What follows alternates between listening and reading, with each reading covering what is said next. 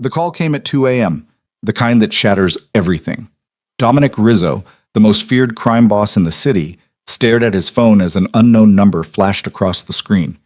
The voice on the other end was clinical, urgent. "Mr. Rizzo, this is Metro General Hospital. Elena Hart is in critical labor. We need you here immediately. Your blood type is the only match we have. Without it, we'll lose them both." The name hit him like a gunshot. Elena. The woman he'd thrown out in the rain a year ago, calling her a liar, refusing to believe the child was his. Now she was dying, and so was the baby he'd denied. The storm outside roared, but nothing was louder than the truth crashing down on him. He'd been wrong, and this might be his last chance to make it right. If you want to see how far a man can fall, and how hard he'll fight to climb back, stay with me until the end. Hit that like button and drop a comment telling me what city you're watching from. I want to see how far this story travels. The rain came down in sheets, hammering the bulletproof windows of Dominic Rizzo's mansion like the fists of everyone he'd ever wronged. It was the kind of storm that turned streets into rivers and made the city look like it was drowning. Dominic sat alone in his study, a glass of whiskey untouched on the desk in front of him, staring at the darkness beyond the glass. He didn't sleep much anymore. Sleep meant dreams, and dreams meant memories he'd rather bury. The phone on his desk buzzed, vibrating against the polished mahogany. Unknown number. He let it ring twice before answering, his voice flat and hard. "Yeah. Mr. Rizzo?" The voice on the other end was female, professional, strained with urgency. "This is Dr. Sarah Chen from Metro General Hospital. We have a situation, a critical one. We need you here immediately." Dominic's jaw tightened. "I don't do hospitals. It's Elena Hart." The name stopped him cold. His hand froze on the glass, whiskey sloshing against the sides. "What?" "She's in labor, Mr. Rizzo. Critical labor. There are complications, severe hemorrhaging, preeclampsia, and the baby's in distress. We've checked every registry in the state. Your blood type is AB negative Bombay phenotype. It's extremely rare, and right now you're the only compatible donor we can find." Dominic's chest tightened, his breath shallow. "Elena, if you don't get here in the next 30 minutes, we're going to lose them both. I need you to understand what I'm saying, Mr. Rizzo. Without your blood, they will die." The line went quiet, except for the sound of machines beeping in the background, the clinical chaos of a hospital on the edge of disaster. Dominic closed his eyes, and he was back there, standing in the rain a year ago, watching Elena's face crumble as he said the words that destroyed everything. "You're lying. That baby isn't mine. Get out." She'd stood there, soaked to the bone, her hand resting on the swell of her belly, tears streaming down her face. "Dominic, please!"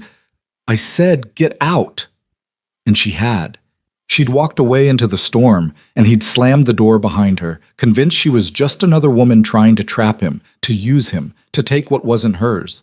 He'd been so sure, so goddamn sure. "Mr. Rizzo?" Dr. Chen's voice cut through the memory. "Are you there?" Dominic opened his eyes, his hand already reaching for his keys. "I'm on my way." He didn't wait for a response. He hung up, grabbed his coat, and was out the door in seconds. The storm was worse than he'd thought. The streets were flooded, water rising to the hubcaps of his black SUV as he tore through the city. Lightning split the sky, illuminating the empty roads in bursts of white fire. The wipers struggled to keep up with the rain, and the world beyond the windshield was a blur of water and darkness. Dominic's knuckles were white on the steering wheel, his heart pounding in his chest in a rhythm that felt foreign, unfamiliar. Panic. He wasn't a man who panicked. He was a man who controlled everything, his empire, his enemies, his emotions. But right now, control was slipping through his fingers like water through a sieve. Elena. He hadn't said her name out loud in a year. He'd buried it, locked it away in the same place he kept every other regret, every other mistake. But now it was all flooding back. Her laugh, her smile, the way she looked at him like he was more than just a monster in an expensive suit. She'd seen something in him that no one else had. Something he'd spent his whole life trying to kill, and he'd repaid her by calling her a liar and throwing her out into the rain. The SUV hydroplaned, skidding sideways before Dominic wrestled it back under control. He didn't slow down. He couldn't. Every second mattered. Every second was one less chance to fix what he'd broken. His phone rang. He answered without looking. Talk. Boss, it's Marco. His second-in-command's voice was tight, concerned. I just heard. You need backup? Security? No. Boss? I said no. Dominic's voice was sharp, final. This isn't business, Marco. This is something else. There was a pause, and then Marco said quietly, You want me to clear the roads? I can have the boys. Just stay put. I'll handle it. He hung up before Marco could argue. That's Metro General loomed ahead, its lights cutting through the storm like a beacon. Dominic slammed the SUV into park in a no-parking zone, not caring, not thinking. He was out of the vehicle and running before the engine stopped, rain soaking through his coat, his shoes splashing through puddles as he sprinted toward the emergency entrance. The automatic doors slid open, and he burst into the fluorescent brightness of the hospital lobby. A security guard stepped forward, hand raised. Sir, you can't... Dominic didn't break stride. Elena Hart. Where is she? The guard blinked, thrown by the intensity in Dominic's voice. A woman in scrubs appeared, short, sharp-eyed, with a stethoscope around her neck. Dr. Chen. She looked at Dominic and nodded once. You're Rizzo? Where is she? 4th floor, OB wing. Follow me. She turned and walked fast, and Dominic kept pace, his long strides eating up the distance. The hospital smelled like antiseptic and fear, the fluorescent lights too bright, too sterile. They passed gurneys, nurses, patients slumped in waiting room chairs. None of it registered. All Dominic could see was the elevator ahead, the numbers climbing too slowly. What's her condition? He asked, his voice rough. Dr. Chen didn't sugarcoat it. Critical. She's hemorrhaging, her blood pressure is through the roof, and the baby's in fetal distress. We've got her stabilized for now, but she's losing blood faster than we can replace it. We need your donation immediately, and even then there are no guarantees. The elevator doors opened. They stepped inside, and Dominic felt the walls close in. How far along is she? 38 weeks. Full term, but the complications. Mr. Rizzo, I'm going to be blunt. This is life or death, for both of them. Dominic stared at the numbers climbing on the display. 3, 4. The doors opened. The chaos hit him like a wave. Alarms blaring, nurses running, voices sharp with urgency. Dr. Chen led him down a hallway lined with rooms, past a nurse's station, toward a set of double doors marked labor and delivery. She's an OR2, Dr. Chen said. We'll take you to pre-op, get you prepped, and start the transfusion. I need you to sign consent forms, and I need you to understand this is risky for you too. We're talking about a significant volume of blood. Dominic stopped walking. I don't care about the risk. Dr. Chen met his eyes, and for a moment something passed between them, an understanding, a recognition of the weight he was carrying. Then let's move. They put him in a small room with a reclining chair and an IV stand. A nurse came in, efficient and quiet, prepping his arm, tying the tourniquet, finding the vein.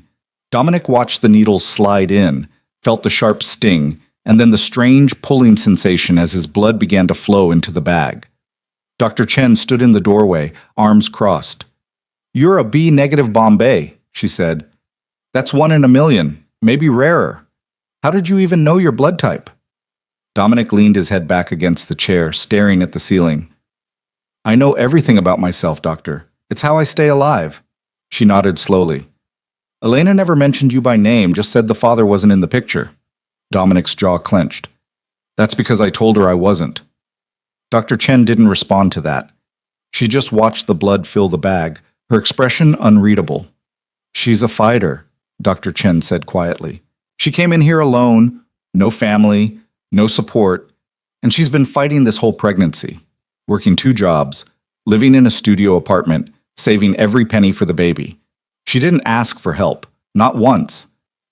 The words hit Dominic like blows, each one landing harder than the last. She was alone. Because of him. The nurse finished filling the first bag, switched it out for another. Dominic felt lightheaded, his pulse slowing, but he didn't say anything. He just kept staring at the ceiling, the guilt pressing down on him like a hand around his throat. How much do you need? He asked. 2 units to start, maybe more, depending on how she responds. Dominic nodded. Take whatever you need. About to. 20 minutes later, Dr. Chen came back, her face tight with tension. We've got a problem. Dominic sat up too fast, the room spinning. What kind of problem? The storm knocked out a transformer. We're on backup power, but the generators are failing. We've got maybe 20 minutes before we lose critical systems. Dominic was on his feet, yanking the IV out of his arm, ignoring the nurse's protest. Where's Elena? OR2, but Mr. Rizzo, you can't. He was already moving, pushing past her, through the doors, down the hallway. The lights flickered once, twice, and the alarms took on a different pitch. Urgent, desperate. He reached OR2 and shoved through the doors. The scene inside was controlled chaos. Surgeons in masks, nurses moving with precise urgency, machines beeping, monitors flashing. And on the table, pale and still, was Elena. Dominic's breath caught. She looked so small, so fragile. Her dark hair matted with sweat, her face drained of color. An oxygen mask covered her nose and mouth, her chest rising and falling in shallow, labored breaths. The monitors showed her vitals, heart rate erratic, blood pressure dangerously low. One of the surgeons looked up, eyes sharp above the mask. Who the hell? Get him out of here. I'm the donor, Dominic said, his voice cutting through the noise, and I'm not leaving. Dr. Chen appeared behind him, her hand on his shoulder. He's the father, and we need him. The surgeon hesitated, then nodded curtly. Fine, but stay out of the way.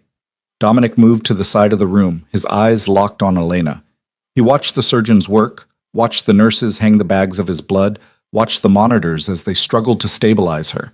And then the lights went out.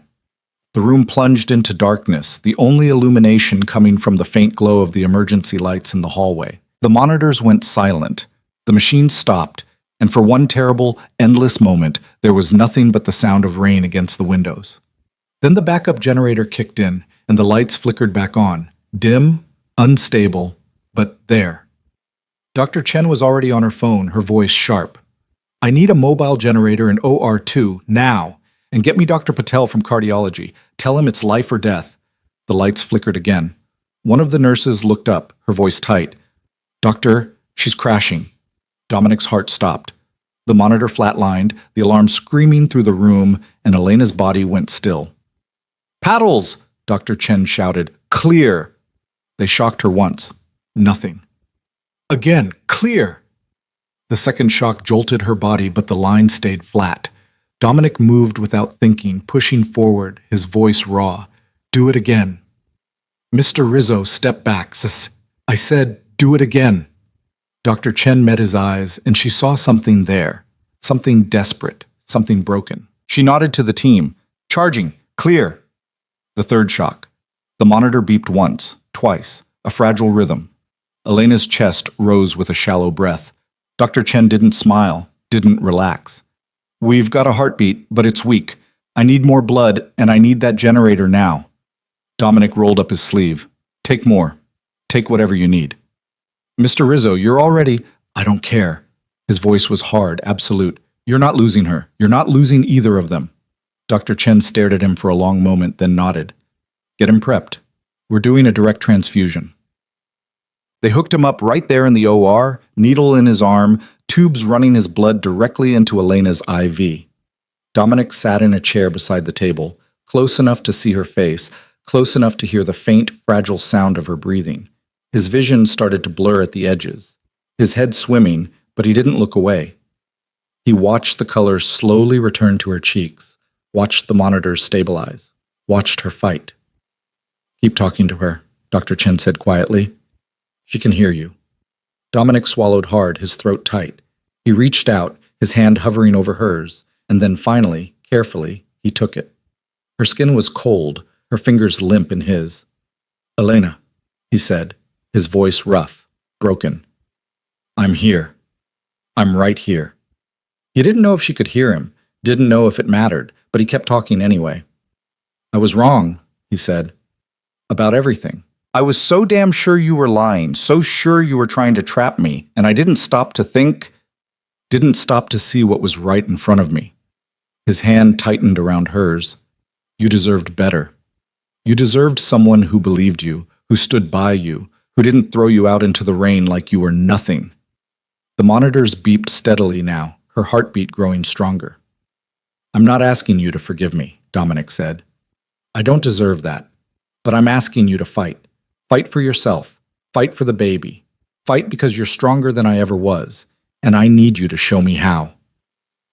The room was quiet, except for the hum of the machines, the soft voices of the medical team. And then, so faint he almost missed it, Elena's fingers twitched in his. Dominic's breath caught. Elena? Her eyelids fluttered, but didn't open. Dr. Chen glanced at the monitors, then at Dominic. Her vitals are stabilizing. We're not out of the woods yet, but she's fighting. Dominic nodded, unable to speak, his throat too tight. The storm outside began to fade, the thunder growing distant, the rain softening to a steady patter against the windows. Inside OR2, the team worked in focused silence, and Dominic sat beside Elena, his blood flowing into her veins, keeping her alive, keeping them both alive. For the first time in a year, he let himself hope. The hours that followed blurred together in a haze of exhaustion and adrenaline. Dominic stayed in that chair beside Elena's bed, his arms still connected to the transfusion line, watching the monitors like they held the only truth that mattered.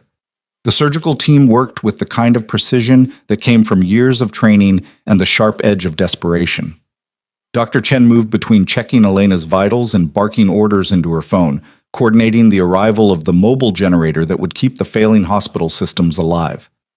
The lights flickered again, and this time they stayed dim for longer. The backup generator groaned somewhere deep in the building's infrastructure, a mechanical death rattle that made everyone in the room tense. How long until the mobile unit gets here? One of the nurses asked, her voice tight. Dr. Chen checked her watch. 15 minutes, maybe less if they're moving fast. We don't have 15 minutes, the lead surgeon said, his eyes on Elena's monitors. She's stable now, but if we lose power completely during the C-section, then we work in the dark if we have to, Dr. Chen said flatly. We're not stopping. Dominic's vision swam, the room tilting slightly at the edges. He'd given more blood than he should have, more than was safe, but he didn't care. The only thing that mattered was the steady beep of Elena's heart monitor, the rise and fall of her chest, the faint color returning to her skin. A nurse approached him, her expression concerned. Mr. Rizzo, we need to disconnect you. You've given enough, any more, and you'll be the one in critical condition. Dominic didn't move. Is she stable? The nurse glanced at Dr. Chen, who nodded once. For now, yes, but then I'm staying until you tell me she's out of danger. Dr. Chen walked over, her mask pulled down, her face showing the strain of the last hour. She looked at Dominic with an expression that was part respect, part exasperation. You've done your part, she said quietly. More than your part. But if you pass out in my OR, you become a liability we can't afford. Let us finish this. Dominic met her eyes, and for a moment the crime boss who ruled the city with fear and violence was just a man sitting beside the woman he'd wronged, terrified of losing her before he could make it right. Promise me you'll save them both, he said, his voice rough. Dr. Chen didn't make promises she couldn't keep, but she nodded. I'm going to do everything in my power. You have my word on that. It was enough. It had to be. Dominic let the nurse disconnect the line, felt the sharp sting as she pulled the IV from his vein and pressed gauze against the puncture. His head spun, and he gripped the arms of the chair to keep himself upright. There's a waiting room down the hall, the nurse said gently. You should rest, get some fluids. I'm not leaving this floor. The nurse opened her mouth to argue, then seemed to think better of it. She'd seen enough of Dominic Rizzo's reputation to know when a man wasn't going to be moved. At least sit in the hallway, she said. Let us work. Dominic pushed himself to his feet, the world tilting dangerously before stabilizing. He looked down at Elena one more time, her face peaceful now, unconscious but alive. And then he forced himself to walk out of the OR. The hallway was quieter, the chaos contained behind closed doors. Dominic leaned against the wall, his legs weak, his heart still pounding. He closed his eyes and tried to breathe, tried to find the control that had always come so easily to him. It didn't come. All he could see was Elena's face the night he'd thrown her out, the rain streaming down her cheeks, mixing with her tears, the way her hand had rested protectively over her belly, as if she could shield the baby from his words, from his rejection. He'd been so convinced she was lying, so sure that no one could love him without an agenda, without wanting something from him. His whole life had taught him that lesson. His father, brutal and cold, had driven it home with fists and cruelty. The women who'd circled him like sharks, drawn to power and money, never to the man beneath. He'd learned early to trust no one, to believe in nothing but strength and control. And Elena had been different. That was what had scared him most. She'd looked at him like he was human, like he mattered beyond the empire he'd built and the fear he commanded. She'd laughed at his jokes, challenged his assumptions, refused to be intimidated by the darkness that surrounded him.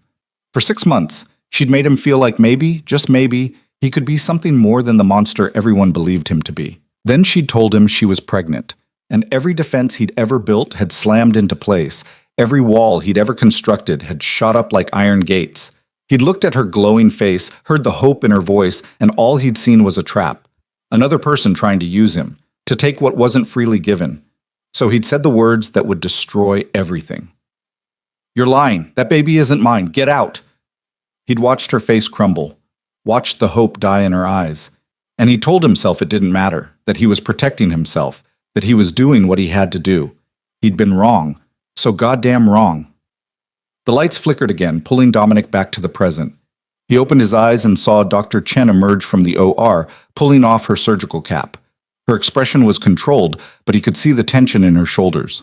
"Talk to me," Dominic said, pushing off the wall. "We're starting the C-section. The mobile generator just arrived. They're hooking it up now, which buys us time. But I need you to understand something, Mr. Rizzo." She paused, choosing her words carefully. Elena's body has been through significant trauma. The hemorrhaging, the blood pressure spikes, the stress on her system, even with the transfusion, this is going to be a difficult delivery. There could be complications. What kind of complications? The kind we can't predict. Seizures, cardiac arrest, hemorrhaging that we can't control.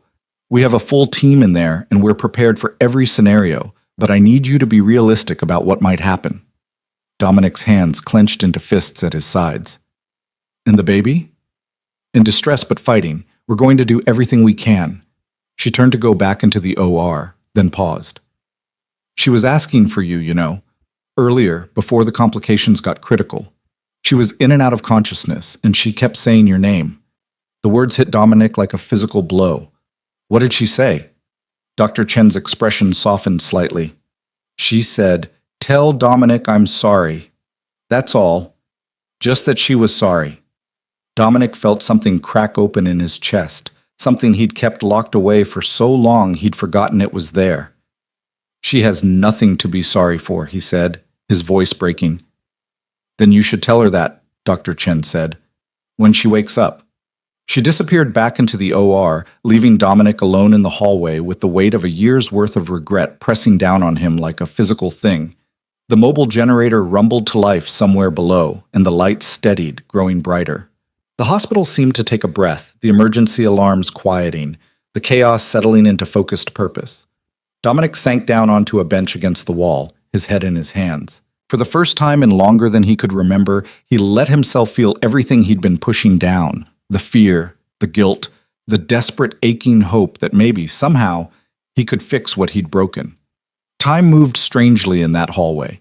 Minutes stretched into hours, or maybe it was the other way around. Nurses passed by, some glancing at him curiously, others pretending not to notice the dangerous man slumped on the bench outside the OR. Dominic didn't move. He just sat there, listening to the muffled sounds coming from behind the doors, waiting for someone to tell him whether he'd lost everything or been given a second chance he didn't deserve. His phone buzzed. Marco. Dominic answered without thinking. "Yeah." "Boss, what's happening? You've been gone for hours. The boys are getting nervous." "Tell them to stand down. I'm exactly where I need to be." There was a pause. Marco had worked for Dominic for 15 years, had seen him execute men without blinking, had watched him build an empire on blood and fear.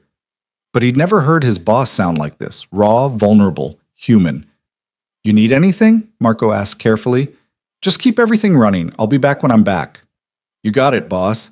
Dominic hung up and dropped the phone on the bench beside him. The empire he'd built suddenly felt very far away, very unimportant. What did power matter if you had no one to share it with? What did control mean if you used it to push away the only person who'd ever seen past the monster? The OR doors swung open, and a nurse emerged, moving quickly toward the nurses' station. Dominic was on his feet instantly, but she didn't look at him, just grabbed supplies and disappeared back inside. The waiting was torture, worse than any interrogation he'd ever endured, worse than any threat he'd ever faced. This was helplessness, pure and simple, and Dominic Rizzo wasn't a man who did helpless. But he was learning. Another 30 minutes passed. The storm outside had faded to a drizzle, the thunder distant now, the fury spent. The hospital settled into the quiet rhythm of late-night operations. Hushed voices, soft footsteps, the ever-present beep of monitors keeping track of lives hanging in the balance. Then Dr. Chen emerged again, and this time she was smiling. Dominic's heart stopped. "We have a baby boy," she said. 8 pounds, 2 ounces. He's breathing on his own, crying like he's got a set of lungs on him. Perfect APGAR scores. Dominic couldn't speak, couldn't move. The relief was so intense it nearly knocked him down. "And Elena?" he managed finally. Dr. Chen's smile dimmed slightly. "Stable. We stopped the hemorrhaging, and her vitals are strong. She's going to need time to recover. Her body's been through hell, but she's going to make it." Dominic closed his eyes, and for the first time in a year he felt like he could breathe. "Can I see them?" "She's still unconscious from the anesthesia. It'll be a few hours before she wakes up, but the baby—" Dr. Chen gestured toward the hallway. "He's in the nursery. Come on." Dominic followed her down the corridor, his legs unsteady, his heart pounding. They passed through a set of doors into a brightly lit room lined with transparent bassinets, each one holding a tiny, sleeping infant. Dr. Chen led him to one near the window, and Dominic looked down. The baby was wrapped in a blue blanket, his tiny fist curled near his face, his eyes closed. Dark hair, so much of it, and even in sleep his face held an expression that was somehow familiar, determined, stubborn. "He looks like you," Dr. Chen said quietly. Dominic couldn't take his eyes off his son, this tiny, perfect human being who existed because of a love he'd tried to deny, who'd survived against impossible odds, who'd fought just as hard as his mother to be here. "Can I—" His voice broke. "Can I hold him?" Dr. Chen nodded. "I'll have a nurse bring him to the recovery room. You can sit with him there while we wait for Elena to wake up." She left, and Dominic stood there staring at his son through the glass, his hands pressed against the cool surface. He'd held guns, signed death warrants, crushed enemies without hesitation. But the thought of holding this fragile, innocent life terrified him more than anything he'd ever faced. A few minutes later, a nurse appeared with the baby carefully cradled in her arms.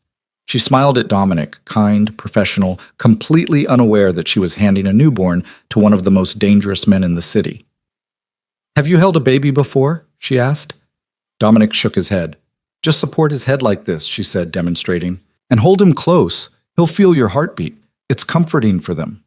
She transferred the baby into Dominic's arms, and the world narrowed to the weight of his son against his chest, the soft breathing, the warmth.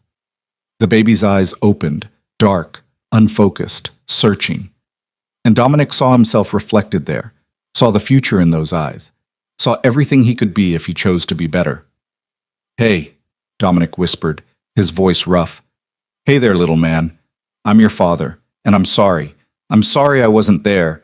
Sorry I didn't believe. Sorry I let you and your mother down." The baby made a soft sound, his tiny hand escaping the blanket and grasping at air. Without thinking, Dominic offered his finger and the baby's hand closed around it, a grip so small, so impossibly strong. "I'm going to do better," Dominic said. "I promise you that. I'm going to be the father you deserve, not the one I had. I'm going to protect you and your mother, and I'm going to spend the rest of my life making up for the time I wasted being afraid." The nurse led them to a private recovery room where Elena would be brought once she was stable. Dominic sank into a chair beside the empty bed, his son still cradled in his arms, and for the first time in his adult life, he let the tears come. They fell silently, tracking down his face, landing on the blue blanket. The baby slept on, peaceful and oblivious, while his father held him and wept for all the time they'd lost, all the moments he'd thrown away, all the damage his fear had caused. Outside, the rain stopped completely. The first light of dawn began to creep through the windows, pale and hesitant, painting the room in shades of gold and gray. Dominic looked down at his son and made a vow that no one else would hear, that nothing could break. "I'm going to be better, starting right now."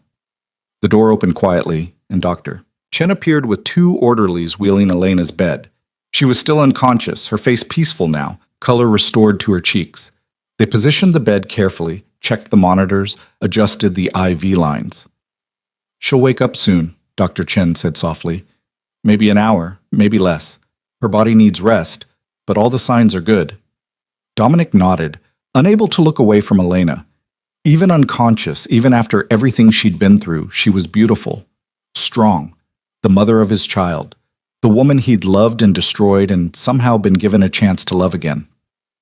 The medical team left, and Dominic was alone with Elena and their son. He sat there as the sun rose higher, as the city beyond the windows woke up and went about its business, as the hospital settled into its daytime rhythm. And then Elena's eyes opened. She blinked slowly, disoriented, her gaze unfocused. Then she saw Dominic sitting there holding their baby, and her expression shifted through confusion, recognition, and finally something that looked like pain. "Dominic," she whispered, her voice hoarse. He stood carefully, the baby still secure in his arms, and moved closer to the bed. "Hey, don't try to move too much. You're okay. You're both okay." Elena's eyes found the baby, and her face transformed, wonder and love and relief all tangled together. "Is he?" "He's perfect," Dominic said. 8 pounds, healthy, strong, just like his mother.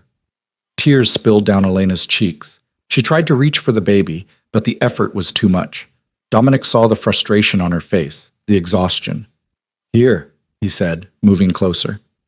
He carefully, gently, laid their son on Elena's chest, supporting the baby's weight while Elena's weak arms came up to hold him. The baby made a soft sound and nuzzled against his mother, and Elena made a sound that was half laugh, half sob. "Hi, baby," she whispered. "Hi, sweet boy. Mommy's here. I'm right here." Dominic stood there, his hands still supporting his son, watching Elena cradle the life they'd created together. The moment stretched, suspended in time, perfect and fragile. Then Elena looked up at him, and the pain in her eyes cut deeper than any knife. "You came," she said. "Of course I came." "You called me a liar." Her voice was soft, but the words landed like blows. "You told me the baby wasn't yours. You threw me out in the rain and slammed the door in my face." Dominic felt each word like a wound reopening. "I know. And now you're here because they needed your blood. Because it was life or death." Elena's voice broke. "Not because you believed me. Not because you wanted to be here. That's not true. Isn't it?" She looked down at the baby, tears streaming. "I spent a year alone, Dominic, working 2 jobs, living in an apartment that barely had heat, saving every penny for him. I was terrified every single day that something would go wrong, that I wouldn't be able to give him what he needed. And you were here, in your mansion, living your life like we didn't exist." The truth of it was unbearable, but Dominic didn't look away. "You're right, about all of it." Elena met his eyes again, searching his face. "Then why are you here now? Why are you looking at us like that? Like what? Like we matter." Dominic's throat tightened. He carefully adjusted his hands, making sure the baby was secure, and then he said the hardest words he'd ever spoken. "Because I was wrong, Elena. About everything. I was so convinced that you were lying, so sure that no one could really care about me without wanting something, that I didn't stop to see the truth. I didn't stop to see you." Elena's hands tightened slightly around the baby, protective even now, especially now. She studied Dominic's face like she was looking for lies, for the manipulation she'd learned to expect from the world he lived in. "You didn't see me then," she said quietly. "What changed?" Dominic wanted to reach out, to touch her hand, to bridge the distance between them, but he knew he hadn't earned that right. Not yet. Maybe not ever. "I got a call at 2 a.m. telling me you were dying," he said, his voice raw. "That our son was dying. And in that moment, everything I'd told myself for the past year, all the justifications, all the walls I'd built, it all fell apart, because the only thing that mattered was getting here in time. Because you felt guilty. Yes. He didn't try to dress it up, didn't try to make himself look better. Because I felt guilty. Because I knew I'd been wrong. And if you died believing I thought you were a liar, if my son died without ever knowing his father wanted him, his voice broke. I couldn't live with that. The baby stirred between them, making soft sounds, and Elena looked down at him with such pure love that Dominic felt his chest constrict. His name is Matthew, Elena said softly. I named him after my father. He died when I was 12, but he was a good man, the kind of man who showed up, who kept his promises, who loved without conditions. The implication hung in the air between them, sharp and clear, the kind of man Dominic had never been. Matthew, Dominic repeated, testing the name. It's perfect. I didn't think you'd ever meet him, Elena said, her eyes still on the baby. I thought I'd tell him about you someday, when he was old enough to understand. Tell him his father was a powerful man who couldn't accept that we were real, who chose his empire over his family. Each word was a knife, precisely placed, cutting deep. Dominic took it all, knew he deserved every bit of the pain. What would you have told him about his mother? Dominic asked quietly. Elena looked up, surprised by the question. I would have told him you were the strongest person I ever met, Dominic continued, that you survived a year alone, working yourself to exhaustion, doing everything in your power to give him a good life, that you fought through complications that should have killed you, fought all night to bring him into this world. His voice roughened. I would have told him that his mother was a warrior, and that his father was a coward who didn't deserve her. Tears spilled down Elena's cheeks again, but she didn't look away. Don't do that. Do what? Say beautiful things that make me want to believe you've changed, when we both know men like you don't change. You're Dominic Rizzo. You built an empire on violence and fear. You don't trust anyone, you don't let anyone in, and you sure as hell don't do family and feelings, and... She broke off, her voice catching. You don't do this. You're right, Dominic said. I don't. I never have. But I want to. Wanting isn't enough. I know. The monitors beeped steadily in the background, marking Elena's heartbeat, the rhythm of her recovery. Matthew made a soft, mewling sound, and Elena shifted him slightly, wincing at the pain the movement caused. Let me help, Dominic said, moving closer. I've got him. Elena, I said I've got him. Her voice was sharp, defensive, the voice of a woman who'd learned to do everything alone because she'd had no choice. Dominic stepped back, hands raised slightly. Okay.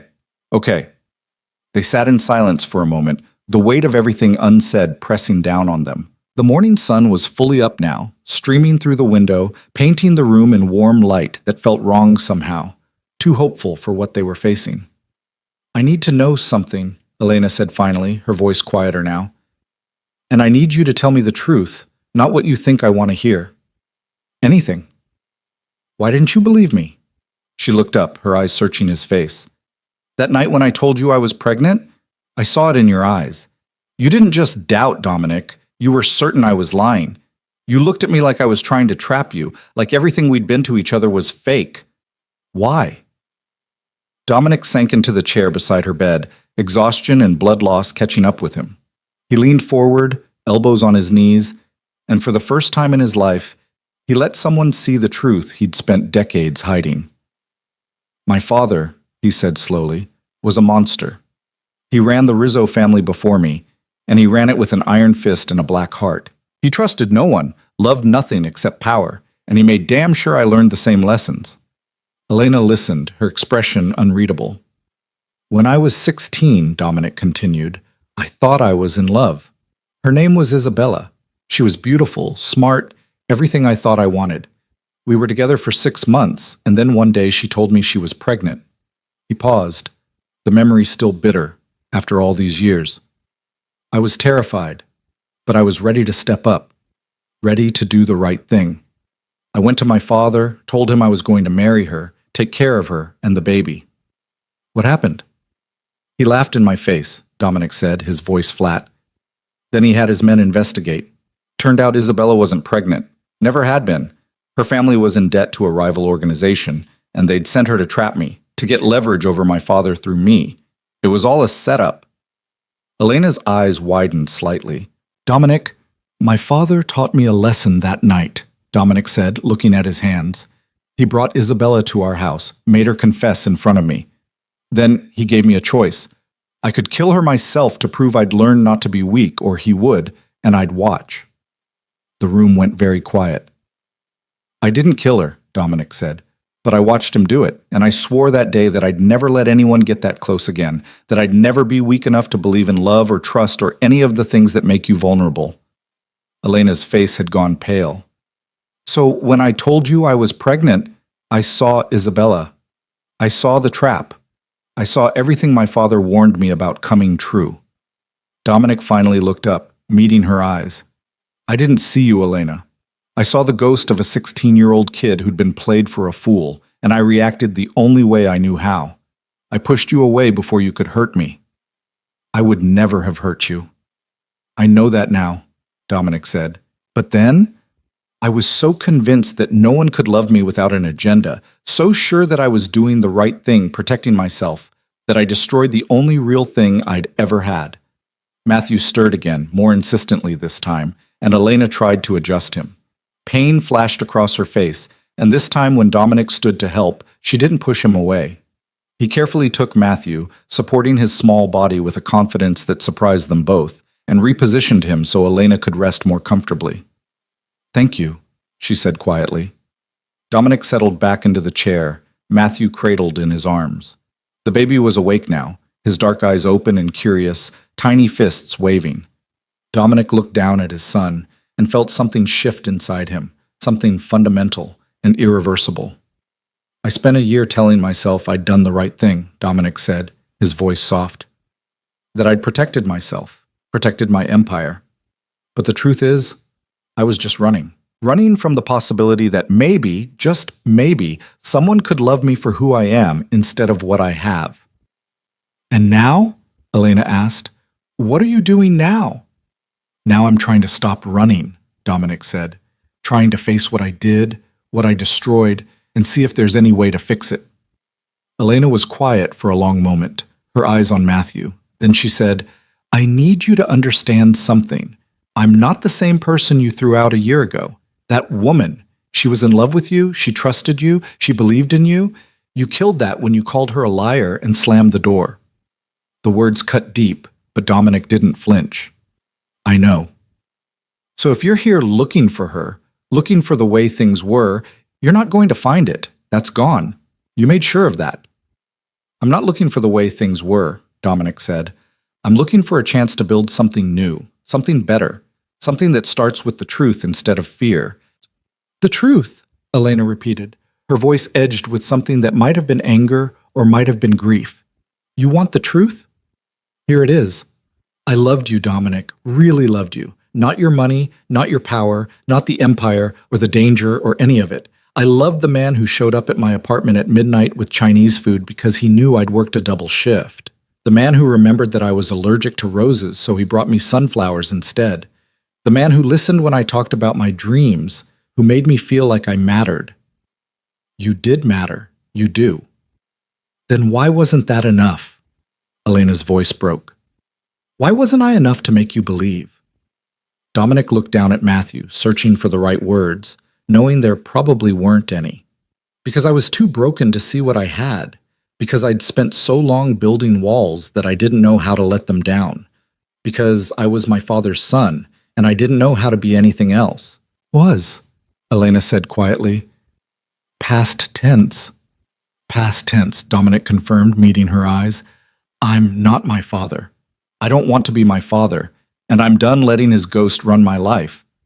Before Elena could respond, the door opened and Dr. Chen walked in, accompanied by a nurse. She smiled when she saw Matthew awake in Dominic's arms.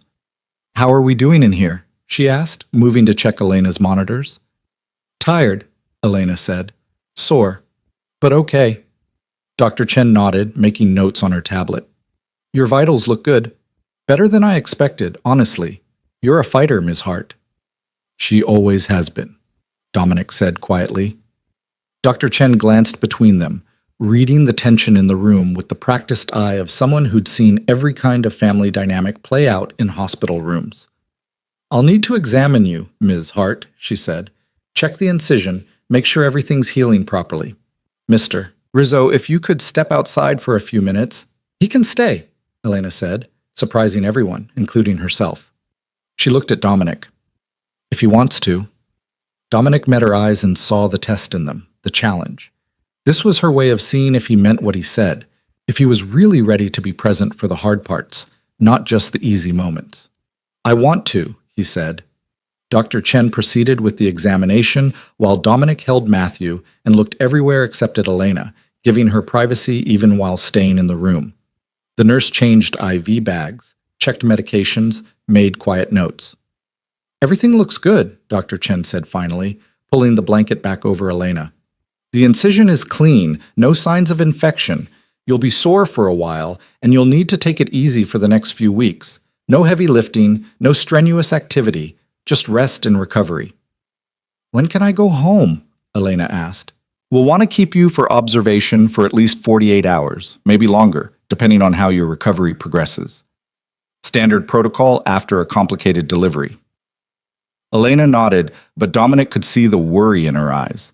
She was thinking about her apartment, about how she'd manage alone, about all the practical realities that came with being a new mother with no support system.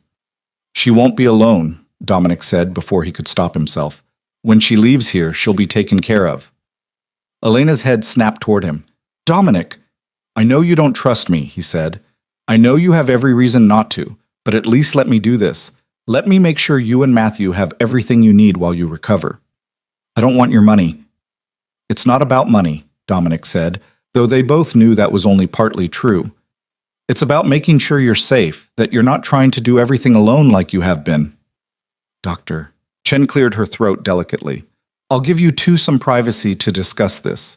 The nurse will be back in an hour to check on you both.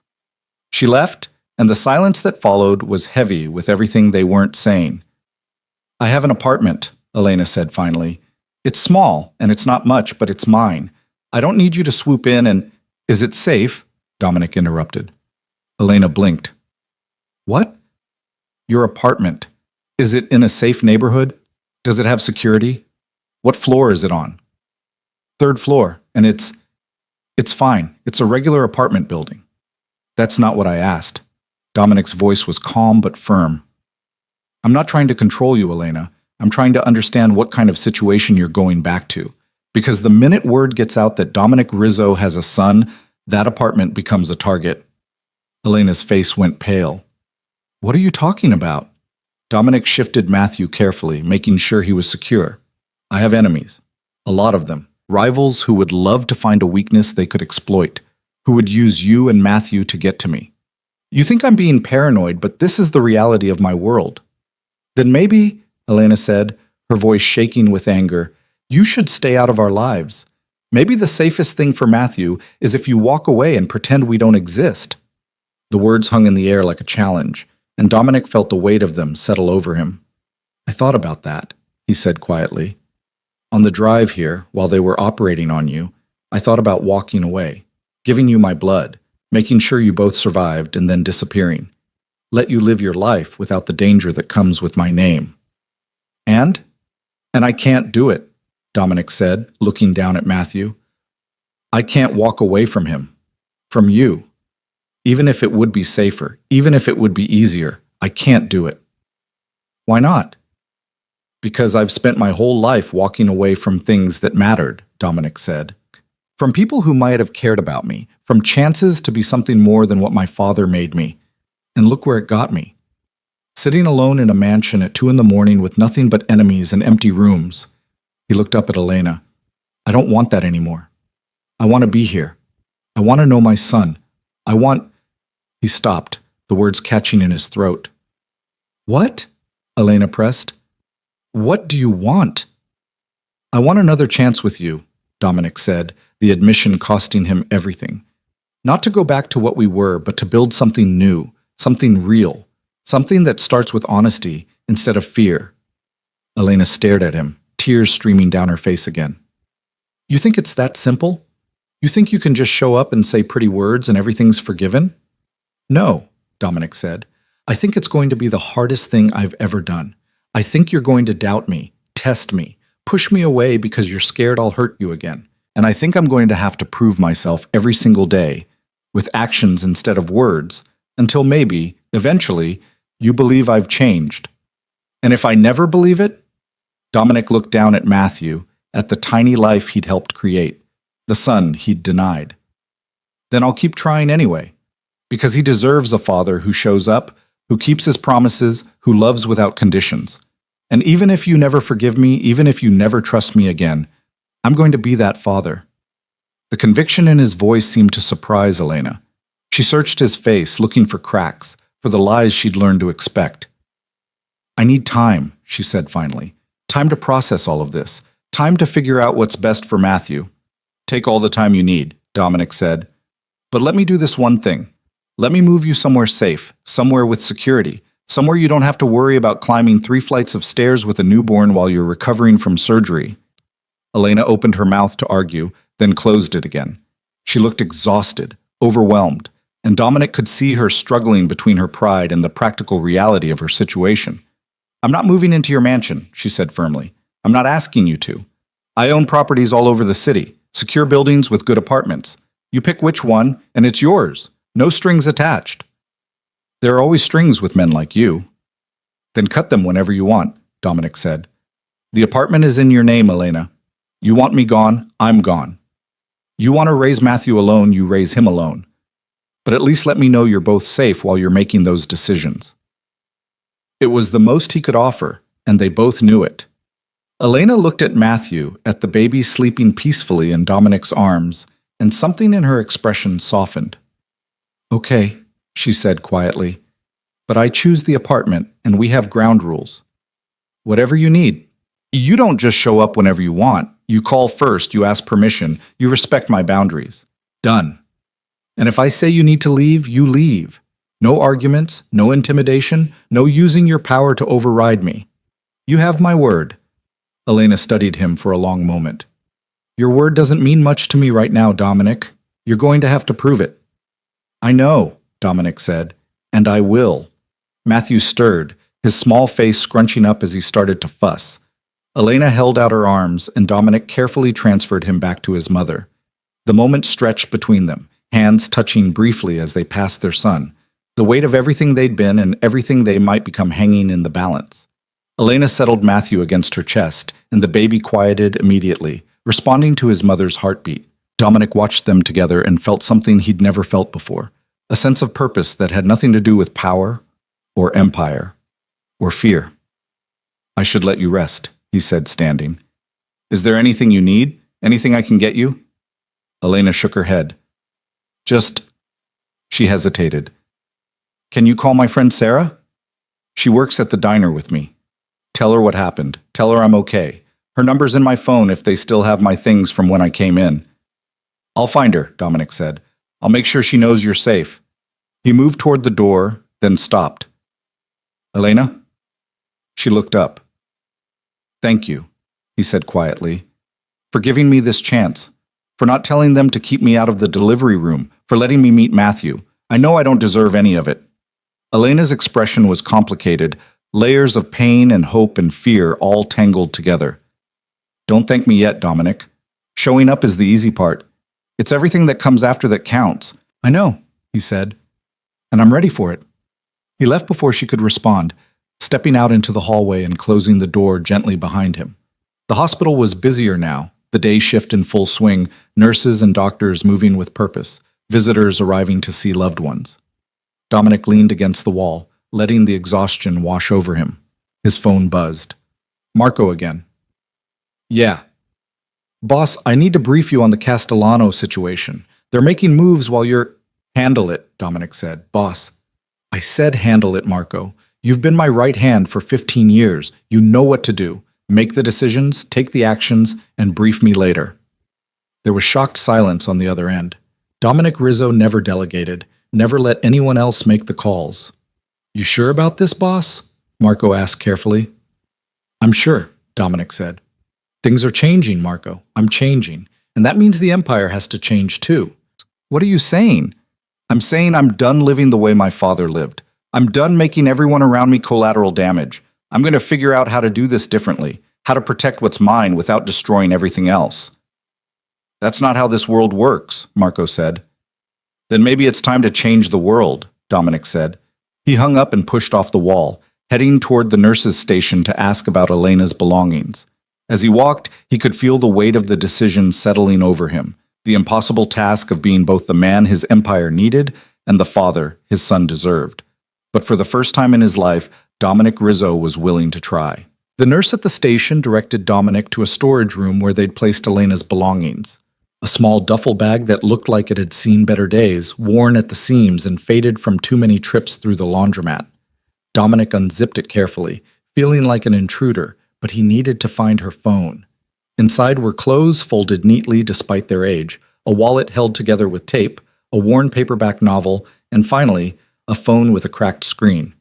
He powered it on and scrolled through the contacts until he found Sarah. The phone rang 3 times before a woman answered, her voice sharp with worry. Elena? Oh my God, Elena, where have you been? Your shift started 4 hours ago, and you never miss— This isn't Elena, Dominic said. My name is Dominic. I'm calling because— Wait, Dominic? As in the Dominic? Sarah's voice went from worried to furious in a heartbeat. You've got some nerve calling me. Do you have any idea what you put her through? What she's been dealing with because of you? Dominic closed his eyes, absorbing the anger he knew he deserved. I know, and you're right to be angry, but I need you to listen. Elena's at Metro General Hospital. She had the baby last night. There were complications, but she's okay. They're both okay. The line went quiet for a moment. Then Sarah said, her voice tight, What kind of complications? Critical hemorrhaging, preeclampsia. It was touch and go for a while, but the doctors stabilized her. She had a C-section, and the baby, Matthew, he's healthy. Perfect.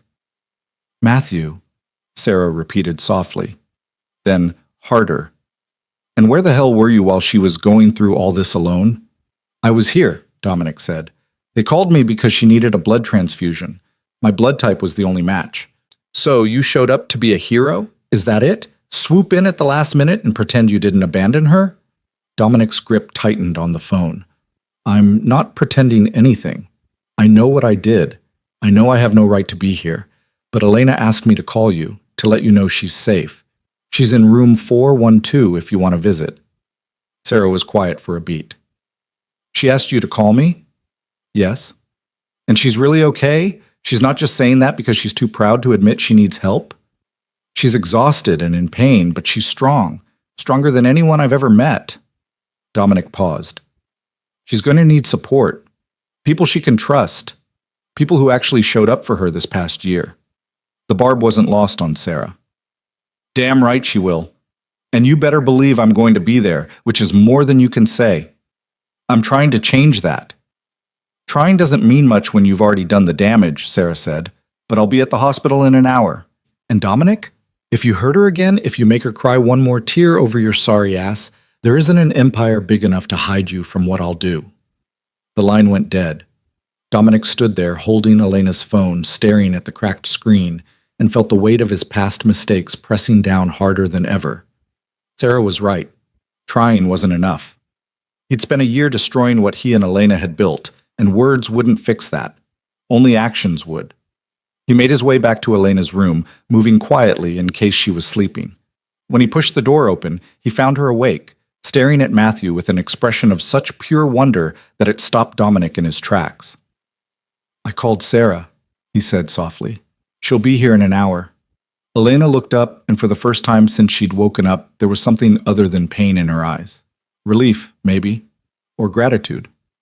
Thank you, she said. Dominic set her phone on the bedside table and settled back into the chair. She's protective of you. She made that very clear.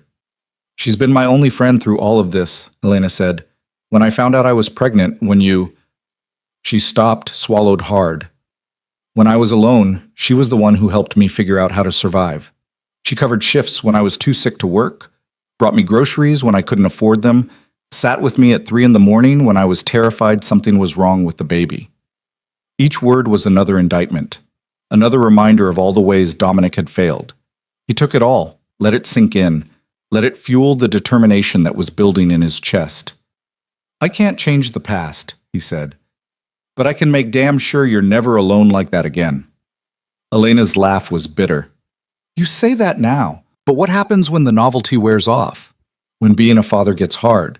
When Matthew cries all night and you're exhausted and your empire needs your attention? What happens when you remember that family was never part of your plan?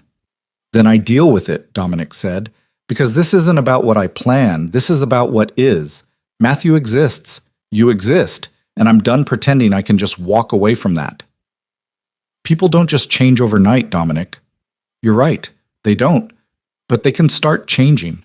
They can make the decision to be different, to do better, and then back it up with action every single day. Elena looked down at Matthew, her fingers tracing the soft curve of his cheek. I want to believe you. I really do. But believing you the first time is what got me here. Alone, broke, recovering from surgery that almost killed me. I know. Do you? Elena's eyes snapped up to his, fierce and hurting. Do you really understand what it was like? Working doubles at the diner until my feet bled, coming home to an apartment so cold I could see my breath, lying awake at night wondering if I'd be able to afford the hospital bills when the baby came.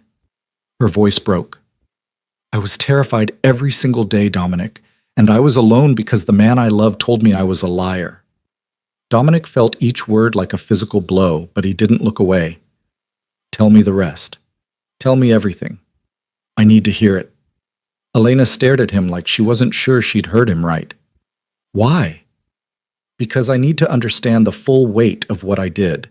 Not the sanitized version I tell myself to make it easier to sleep at night, but the real ugly truth of what my fear cost you. For a long moment, Elena said nothing. Then slowly, she started talking. The first month after you threw me out, I kept thinking you'd call, she said quietly. That you'd realize you'd made a mistake, that you'd come find me and tell me you were sorry. I checked my phone constantly, jumped every time it rang, but it was never you. Dominic's chest tightened, but he stayed silent, let her continue. By the second month, I'd moved from denial to anger. I hated you for not believing me, for throwing away what we had, for leaving me to deal with everything alone. I wrote you letters I never sent, imagined conversations where I told you exactly what I thought of you. What did the letters say? Elena's laugh was hollow. That you were a coward, that you were so scared of being vulnerable that you'd rather destroy the one good thing in your life than risk getting hurt. That your father had won, he'd turned you into exactly the kind of monster he was. The words cut deep, precisely because they were true. By the third month, Elena continued, I was too tired to be angry. I was working 60-hour weeks, saving every penny, trying to prepare for a baby I wasn't sure I could afford. Sarah helped when she could, but she had her own bills, her own life. Most nights I ate ramen and told myself it was enough, that I could do this alone. Elena, I'm not finished. Her voice was steel wrapped in pain. The fourth month, I started showing. Really showing. And suddenly everyone at the diner had opinions. Customers would ask where the father was, why I was working so hard, whether I should really be on my feet that much. I smiled and said I was fine, that I had support, because I was too proud to admit the truth. Dominic's hands clenched into fists on his knees. Month 5, I fell, Elena said, her voice dropping. I was carrying a tray of plates, and someone had spilled water on the floor, and I just went down. Hard. Hit my hip, twisted my wrist, and for one horrible moment I thought I'd hurt the baby. They took me to the hospital, ran tests, and thank God Matthew was okay. But I had to take 3 days off to recover, and that meant 3 days without pay, which meant I couldn't afford my electric bill that month. Jesus, Dominic breathed. Month 6, the morning sickness came back with a vengeance. I was throwing up between tables, hiding in the bathroom at work, losing weight I couldn't afford to lose. The doctor said it was stress, that I needed to rest, to take it easy. But how could I? If I didn't work, I didn't eat. If I didn't eat, the baby didn't get what he needed. Elena's voice was shaking now, tears streaming down her face, but she kept going. Month 7, I started having contractions. False labor, they called it. But it scared me so badly I could barely function. I was convinced something was wrong, that I was going to lose him, that all my fighting and surviving and suffering would be for nothing. Elena, please. Month 8, she said, her voice breaking completely now. I stood in the baby section at the thrift store and cried because I couldn't afford a crib. Couldn't afford a stroller, could barely afford diapers and formula. I stood there holding this tiny onesie that cost $2, And I realized this was my life now. This was what being a mother meant for me, scraping by, hoping for the best, terrified every second that I wouldn't be enough. Dominic couldn't take it anymore. He stood up, moved to the bed, and before Elena could protest, he took her hand. She tried to pull away, but he held on, gentle but firm. "I'm sorry," he said, his voice raw. "I'm so goddamn sorry. You're right. I was a coward. I was scared and broken, and I took it out on you. I made you pay for my father's sins, for every person who ever hurt me, for every fear I'd ever carried, and there's no excuse for that. None." Elena was sobbing now, her whole body shaking. "You weren't there. You weren't there for any of it. I know. I needed you, and you weren't there. I know. I loved you, and you threw me away. I know." Dominic's voice broke. "And I will carry that for the rest of my life. But Elena, I'm here now. I'm here, and I'm not going anywhere. I'm going to make sure you never have to choose between paying bills and feeding yourself again. I'm going to make sure Matthew has everything he needs, not just things, but a father who shows up, who keeps his promises, who loves him the way you've loved him from the beginning. How can I trust that?" "You can't," Dominic said honestly. "Not yet. I have to earn that trust back piece by piece, day by day. But I'm going to do it, Elena. I swear to you, I'm going to do it." Matthew started crying then, his small face scrunching up, his wails filling the room. Elena tried to shift to comfort him, but the pain from her incision made her gasp. Dominic moved without thinking, carefully lifting Matthew and cradling him against his chest. "Hey, hey," he said softly, rocking gently. "It's okay, little man. Daddy's got you." The words felt foreign in his mouth. Impossible. Daddy. He was someone's father. This tiny, perfect human being was his responsibility, his to protect and raise and love. Matthew's cries quieted to whimpers, and Dominic kept rocking him, kept murmuring soft reassurances. He looked up and found Elena watching them, her expression complicated and raw. "You're good with him," she said quietly. "I have no idea what I'm doing." "Neither do I." Elena wiped at her tears. "But I guess we figure it out together." The word hung in the air between them. Together. It wasn't forgiveness, wasn't a promise that everything would be okay, but it was something. A beginning, maybe. A chance. The door opened and Sarah burst in like a tornado, all wild curls and fierce eyes. She took one look at Elena in the bed, exhausted and tear-stained, and her expression went murderous. "You," she said, pointing at Dominic. "Out. Now." Dominic looked at Elena, silently asking permission. She nodded, just slightly, and he carefully transferred Matthew back to her arms before stepping aside. Sarah rushed to Elena's bedside, enveloping her in a careful hug that avoided the IV lines and surgical site. "Oh, honey," she said, her voice thick with emotion. "Oh, Elena, I'm here. I'm right here." Elena broke down completely then, sobbing into Sarah's shoulder while her friend held her and murmured reassurances. Dominic stood by the door, watching the woman he'd destroyed find comfort in the friend who'd actually been there for her, and felt the full weight of his failure settle over him like a shroud. "I should go," he said quietly. "Yes, you should," Sarah said without looking at him, but Elena lifted her head, her eyes red and swollen. "Wait," Dominic stopped. "You said you'd help me find an apartment," Elena said. "Somewhere safe." "I meant it." "Then do it. Find me 3 options, send me the details, and I'll choose." Her voice was stronger now, more controlled. "But Dominic? I meant what I said about boundaries. You don't show up unannounced. You don't override my decisions. And if I tell you to back off, you back off." "Understood." "And one more thing." Elena shifted Matthew in her arms, her expression fierce despite the exhaustion. "Whatever you're planning, pulling out of your business, changing your life, becoming a different person, don't do it for me. Do it for him, because he's the one who's going to pay the price if you fall back into old habits. He's the one who deserves better." Dominic looked at his son, at the tiny life he'd helped create, and felt something fundamental shift inside him. "You're right. This is for Matthew. Everything I do from now on is for him." Sarah watched this exchange with sharp, suspicious eyes. "Big words, Rizzo. Let's see if you can back them up." "I will," Dominic said. He looked at Elena one more time. Rest. I'll handle the apartment situation and send you the details by tomorrow. And Elena? Thank you for giving me this chance. He left before she could respond, stepping out into the hallway and closing the door on the sound of Sarah's fierce, protective comfort. His phone was already in his hand, already dialing Marco. Boss? I need 3 apartments, Dominic said.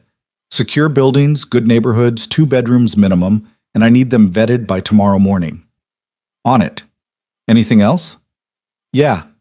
Dominic paused, staring at the closed door of Elena's room. I need you to pull together every bit of intelligence we have on our current rivals. Anyone who might see my family as a weakness, anyone who might try to use them against me. Family? Marco's voice was carefully neutral. So it's confirmed? The kid's yours? His name is Matthew, Dominic said. And yes, he's mine. Which means we have new priorities now. The business continues, but it evolves. I want security protocols drawn up for Elena and the baby, discreet but effective. And Marco? This information doesn't leave our inner circle. No one outside of you and me knows about them until I say otherwise. Understood, boss. What about the Castellano situation? What did you decide? There was a pause. Marco wasn't used to being asked his opinion. I think we should offer a truce. Show strength without escalating. We're in a good position. We don't need the territory they're fighting over. Then do it, Dominic said. Reach out, make the offer, and keep me posted. You've got authority to make deals on my behalf while I'm handling this. Boss, are you sure? If they see this as weakness... Let me worry about how it looks, Dominic said. You just make it happen. I trust your judgment. The silence on the other end spoke volumes. In 15 years, Dominic had never said those words to anyone. I won't let you down, Marco said finally. I know you won't. Dominic hung up and leaned against the wall, exhaustion finally catching up with him. He'd been running on adrenaline and fear for hours, and now that Elena and Matthew were safe, the crash was hitting hard. His arm ached where they'd taken the blood, his head swam from the loss, and every muscle in his body felt like lead. But he couldn't rest.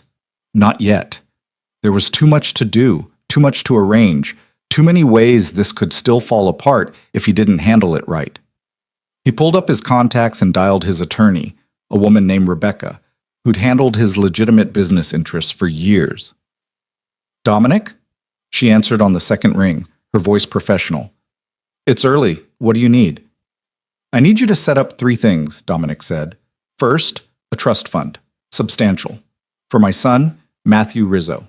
I want it structured so he has access to education funds immediately, full access at 25, and nobody, including me, can touch it before then. Rebecca was quiet for a moment. You have a son? As of about 6 hours ago, yes. Congratulations. She was already typing, all business. What's the initial amount? $10 million to start. Set it up to grow with smart, conservative investments. And Rebecca? This is completely separate from my other assets. If anything happens to me, this trust is untouchable. Understood. What else? Second, I need an apartment lease drawn up in Elena Hart's name. I'll send you the details once I've selected the property, but I want it ironclad. She has full ownership rights. She can terminate the lease at any time with no penalty, and I have no legal claim to the property or any say in what happens there. You're setting up your son's mother in a separate residence? It's complicated, Dominic said, which was the understatement of the century. Just make sure it's all legal and clean. No loopholes, no ways for me to override her decisions. I'll draft something by end of business today. Third, Dominic continued, I need you to start looking into how we can restructure some of my legitimate businesses. I want to create distance between the legal operations and everything else. Set up proper corporate structures, bring in outside management, make it so my son can inherit something that won't destroy his life. This time, Rebecca's silence was longer. Dominic, that's a massive undertaking. We're talking about months of work, maybe years to do it properly. Then we better get started, Dominic said. I know it won't happen overnight, but I need to start moving in that direction. My son deserves a father who isn't looking over his shoulder every second, waiting for the violence to catch up. This is a significant change in direction. Everything changed 6 hours ago, Dominic said. I'm just trying to catch up. Rebecca was quiet again, and then she said, For what it's worth, I think this is the right move. Your father's way of doing business. It was effective, but it came at a cost. Maybe it's time for something different. Maybe, Dominic agreed. Send me the trust documents as soon as they're ready. I want everything in place before Elena is discharged from the hospital. I'll prioritize it. And Dominic, congratulations again. Being a father, it changes everything. Yeah, Dominic said quietly. I'm starting to realize that. He hung up and allowed himself one moment of weakness, sliding down the wall until he was sitting on the floor of the hospital corridor, his head back against the cold surface. The fluorescent lights buzzed overhead, harsh and unforgiving. Somewhere down the hall, a baby cried. A nurse's shoes squeaked against the linoleum. Life went on, indifferent to the seismic shift happening in Dominic's world. He thought about his father, about the man who'd raised him with fists and fear, who'd taught him that love was weakness and trust was stupidity. Giovanni Rizzo had died alone in his mansion, surrounded by money and power and absolutely nothing that mattered. He'd had enemies at his funeral, then friends, more people celebrating his death than mourning it. Dominic had sworn he'd never end up like that. But somewhere along the way, he'd followed the exact same path, building walls, pushing people away, choosing empire over connection. Until Elena. She'd slipped past his defenses without even trying, had made him feel things he'd convinced himself he was incapable of feeling. And when she'd offered him the greatest gift, a family, a future, a chance at something real, he'd thrown it back in her face because he was too damaged, too broken, too scared to accept it. But maybe broken things could be fixed. Maybe it wasn't too late to choose a different path, to be a different kind of man than his father had been.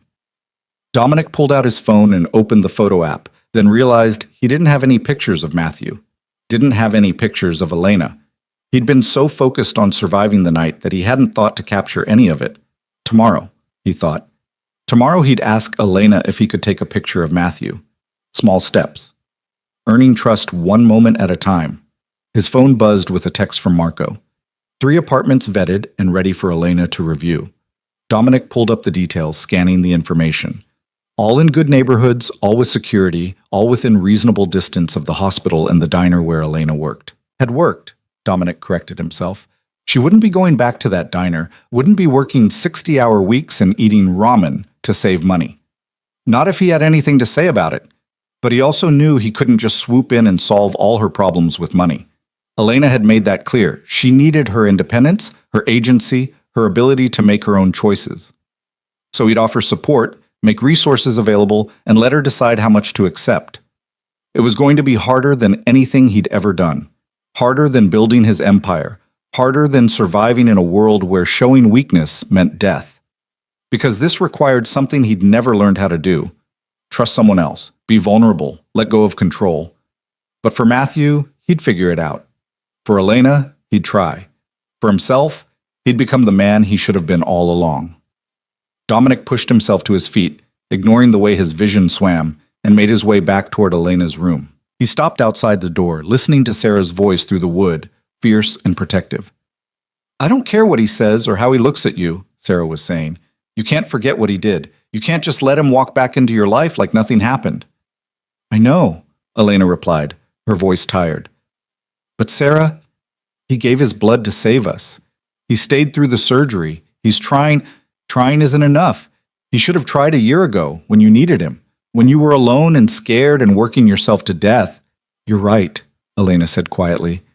But he's Matthew's father, and whatever happened between us, Matthew deserves a chance to know him. Matthew deserves a father who won't abandon him the second things get hard. So do I make sure that doesn't happen by shutting Dominic out completely? Or do I give him a chance to prove he's changed? Sarah was quiet for a moment. Then she said, You're going to let him back in, aren't you? I'm going to let him try, Elena said. That's all, just try. And if he fails, if he proves he's still the same man who threw me out in the rain, then I'll know, and I'll be done. Dominic stepped away from the door, his heart pounding.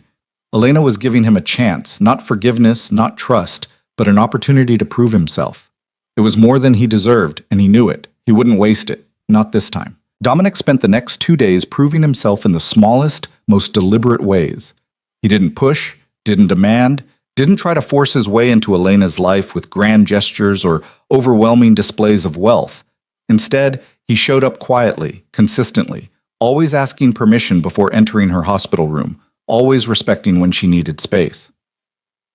The first morning after Matthew's birth, he arrived with coffee for Sarah and a breakfast sandwich Elena had mentioned loving back when they were together.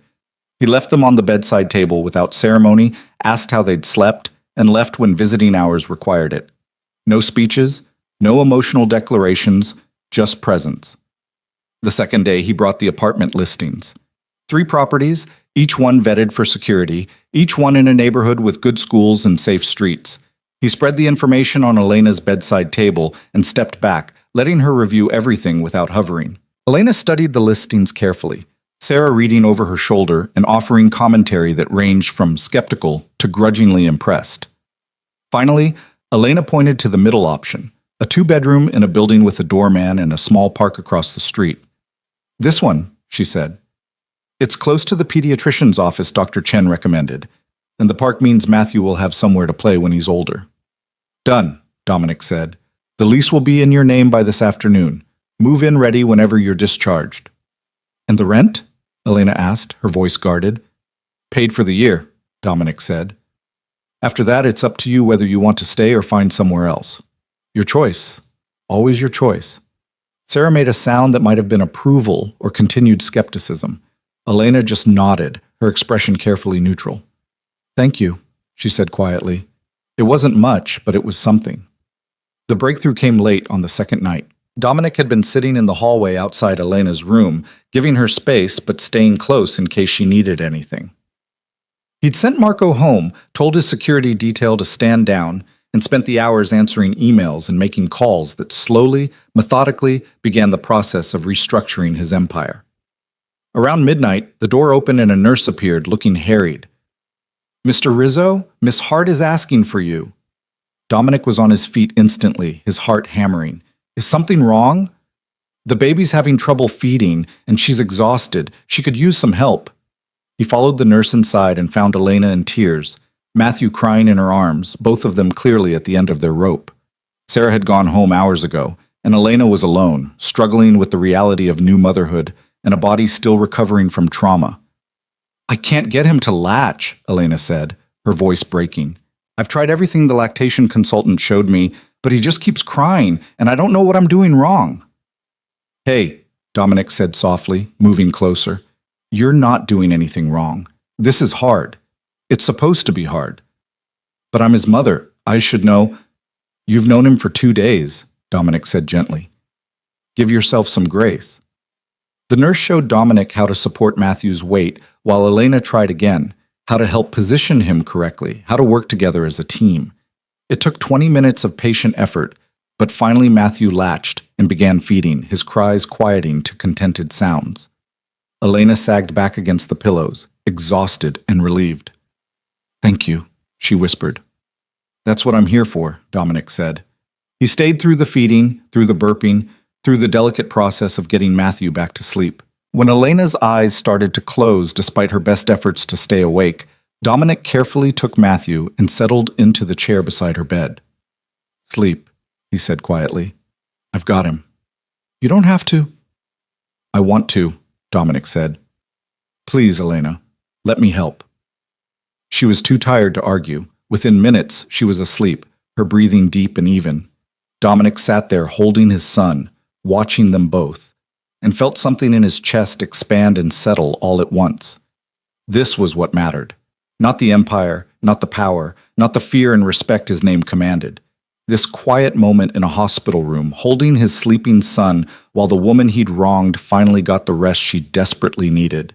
Matthew stirred in his arms, small face scrunching up, and Dominic rocked him gently. "You're going to have a good life," he whispered. "Better than mine. Better than your grandfather's. You're going to grow up knowing you're loved, knowing you're safe, knowing you can trust the people around you." He paused, his throat tight. "And I'm going to make sure of it, even if I have to tear down everything I built to do it."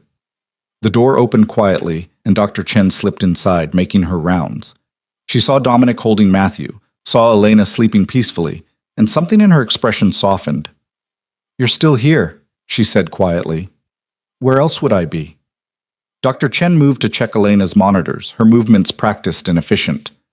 Her recovery is going well. Better than I expected, honestly. She's strong. The strongest person I know, Dominic said.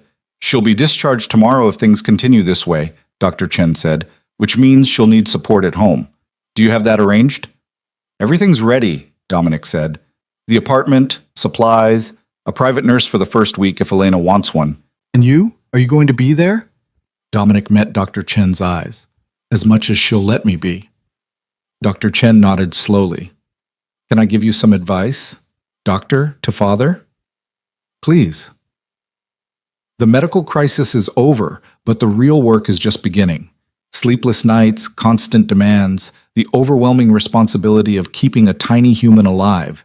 It breaks people. It tests relationships in ways nothing else can. She paused.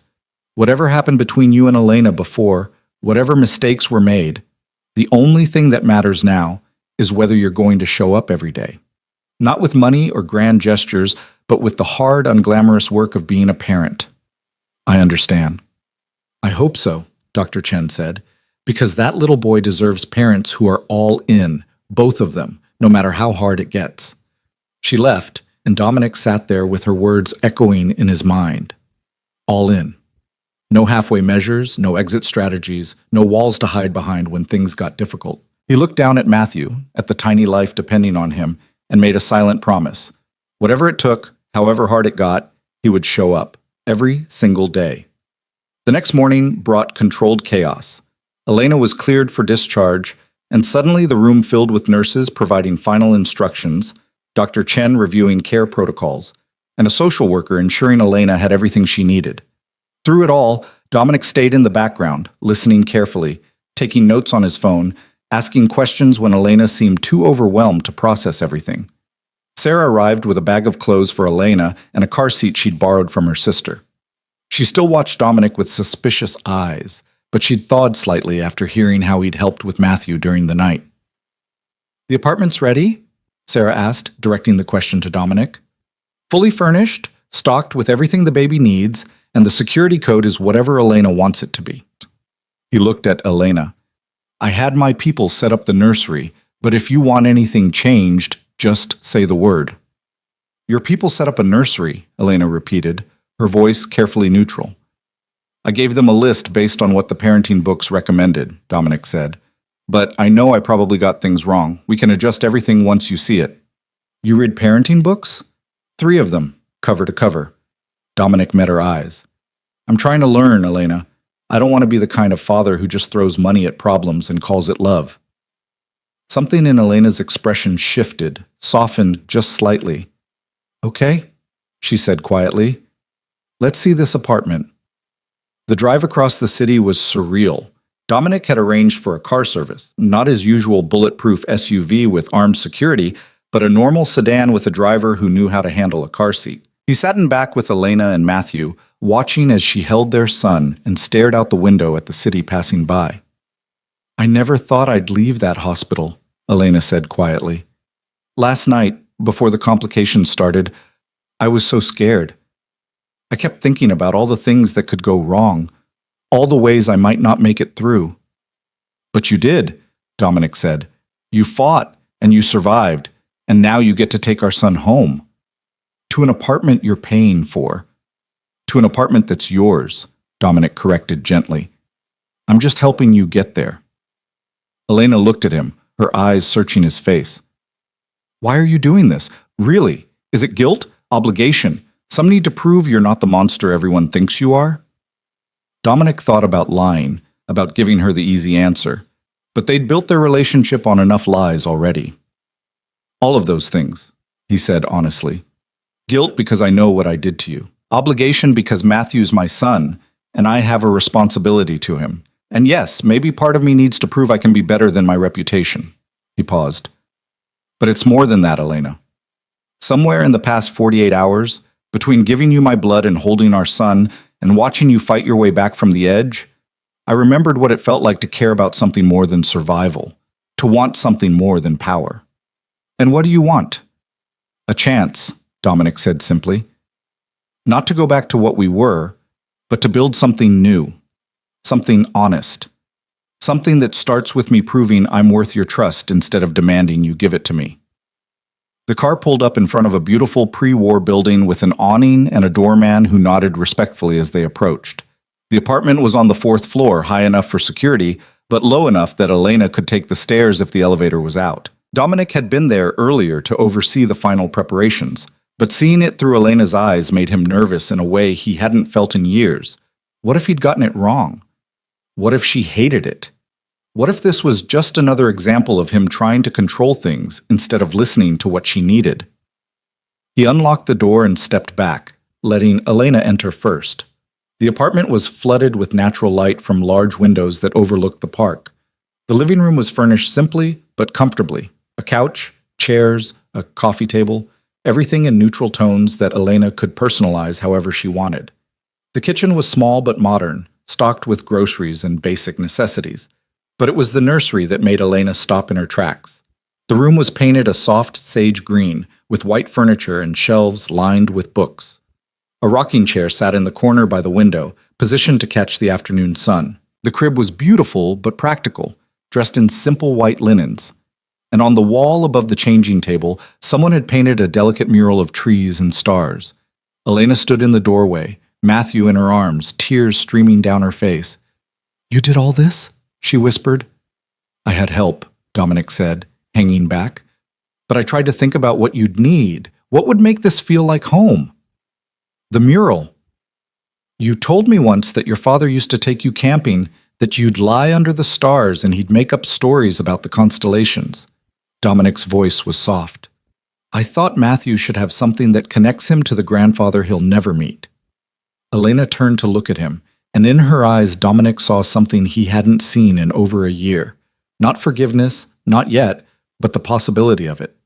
The understanding that maybe, just maybe, he meant what he said about changing. "Thank you," she said, her voice breaking. It's perfect." Sarah appeared in the doorway, her own eyes suspiciously bright. "Okay, Rizzo," she said gruffly. "You did good with this one. I'll give you that." Over the next week, Dominic fell into a rhythm that would have been unthinkable a month ago. He showed up at Elena's apartment every morning at 8, always calling first, always asking permission. He brought coffee and breakfast, learned how to change diapers and prepare bottles, and stayed as long as Elena needed him before disappearing to handle business that increasingly felt less important than what was happening in that apartment. Marco handled the empire with surprising competence, making decisions that Dominic would have insisted on controlling before. The Castellanos situation resolved itself through negotiation instead of violence. Business continued, money flowed, and the world kept turning without Dominic micromanaging every detail. Because his focus was elsewhere now. On learning Matthew's cries, on figuring out which burp position worked best, on being there at 3 in the morning when Elena was exhausted and overwhelmed and needed someone to take the baby so she could sleep. It wasn't glamorous, it wasn't powerful, but it was real in a way nothing else in Dominic's life had ever been. 2 weeks after bringing Elena and Matthew home, Dominic arrived for his morning shift to find Elena sitting in the rocking chair, Matthew sleeping peacefully in her arms, her expression thoughtful. "Good morning," he said quietly, setting down the coffee he'd brought. "We need to talk," Elena said. Dominic's heart stopped. Those 4 words, in that tone, usually meant nothing good. "Okay? Sit down." He sat on the couch across from her, trying to read her expression, trying to prepare himself for whatever was coming. "You've been showing up every day for 2 weeks," Elena said. "You've changed diapers, done feedings, stayed through crying fits that lasted hours. You've been patient and helpful, and you haven't once tried to control the situation or override my decisions. That's what I promised I'd do." "I know," Elena said. "And that's what we need to talk about. Because I'm starting to believe you, Dominic. Starting to trust that maybe you really have changed, that maybe you really do want to be here." "I do. But I need to know something before we go any further." Elena's eyes met his, direct and unflinching. "What happens when this gets hard? Not hard like learning to change diapers or handling sleepless nights. I mean really hard. What happens when Matthew gets sick? When he's a toddler having meltdowns in public? When he's a teenager making bad choices?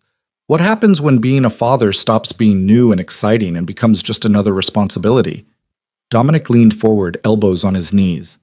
I don't know, he said honestly.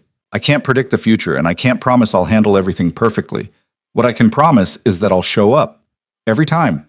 Even when it's hard, especially when it's hard, because that's what fathers do. Your father didn't. No, Dominic agreed. He didn't. He was a monster who hurt everyone around him, including me. And for a long time I thought that meant I was destined to be the same. That violence and fear and control were all I was capable of. He looked at Matthew, sleeping peacefully in Elena's arms. But then I almost lost you both, and I realized I had a choice. I could keep being my father's son, or I could choose to be Matthew's father. And Elena, I choose him. Every single time, I choose him. And what about me? Elena asked quietly. Where do I fit in this new life you're building? Dominic's breath caught. This was the question he'd been waiting for, the one he'd been too afraid to push. Where do you want to fit? He asked carefully. Elena was quiet for a long moment, looking down at their son. When she spoke, her voice was soft but steady. I spent a year hating you, waking up every morning angry that you'd thrown us away, that you'd chosen fear over love. And I told myself that even if you came back, even if you apologized, I'd never forgive you. She looked up, tears in her eyes. But then I watch you with Matthew. I see how gentle you are with him, how patient.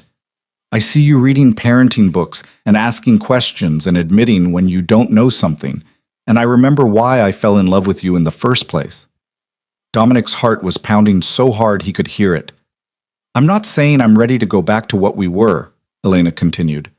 I'm not saying all is forgiven and we can just pick up where we left off, but I think maybe we could try building something new, something stronger, something based on who we are now instead of who we were. I would like that, Dominic said, his voice rough with emotion. More than anything. It has to be different this time, Elena said firmly. No more walls, no more running when things get scary. If we're going to do this, we do it honestly. Complete transparency, complete trust. I can do that. And your business, the empire you built. I know you're making changes, but Dominic, I need to know that Matthew and I come first. Always. Not just when it's convenient, not just when there's a crisis, but every single day. Dominic stood up and crossed to kneel in front of the rocking chair, looking up at Elena and Matthew. You do, he said quietly. You both do. And I'm going to prove it. Not with words, but with actions. I'm restructuring everything, legitimizing the businesses, creating distance from the violence, building something Matthew can be proud of instead of ashamed of. That's going to take time. Years, probably, Dominic agreed. But I'm committed to it, because I don't want to be the father whose business gets his family killed. I don't want Matthew growing up afraid, always looking over his shoulder, wondering when his father's past is going to catch up with him. Elena reached out with her free hand and touched Dominic's face, her fingers gentle against his cheek. It was the first time she'd touched him voluntarily since he'd thrown her out in the rain. I believe you, she said softly. I don't know when it happened, but somewhere in the past 2 weeks, I started believing you again. Dominic closed his eyes, overwhelmed by relief and gratitude and a fierce, protective love that threatened to consume him. I won't let you down, he promised. Not again. Never again. I know, Elena said, and the certainty in her voice, the trust he could hear there, it meant everything. Matthew stirred between them, his small face scrunching up as he started to wake. Elena laughed softly, and Dominic opened his eyes to see her smiling down at their son. Someone wants attention, she said. Let me, Dominic said, carefully taking Matthew into his arms. The baby blinked up at him with dark, curious eyes, Dominic's eyes, and made a soft sound. Hey there, little man, Dominic murmured. Your mom and I just decided to try this whole family thing for real. What do you think about that? Matthew's response was to grab Dominic's finger with surprising strength, holding on like he had that first night in the hospital. I think that's approval, Elena said, her smile widening. The morning sun streamed through the windows, painting the room in golden light. Outside, the city was waking up, cars honking, people heading to work, life moving forward in its relentless way. But inside that apartment, time seemed to slow, to settle into something peaceful and right. Dominic looked at Elena, at the woman who'd given him a second chance he didn't deserve, and felt the last of his walls finally crumble. Not because they'd been torn down by force, but because he'd chosen to let them fall.